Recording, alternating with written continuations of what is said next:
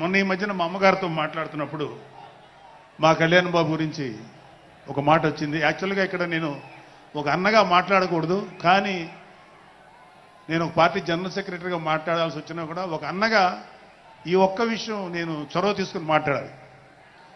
So మా అమ్మని అడిగాను, అంటే ఆవిడ నాతో చాలా ఫ్రెండ్లీగా ఉంటుంది.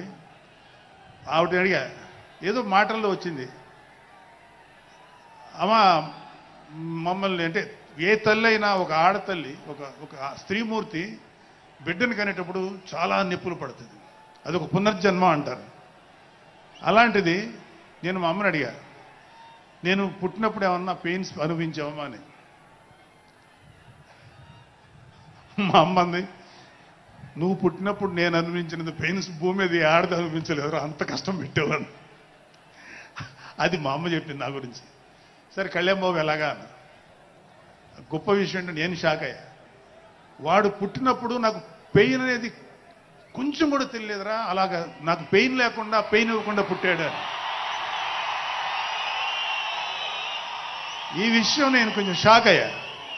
అదేంటమ్మా కనీసం పెయిన్స్ ఉంటాయి కదా, ఏమోరా నాకు ఏమాత్రం పెయిన్ తెలియకుండా పుట్టాడని.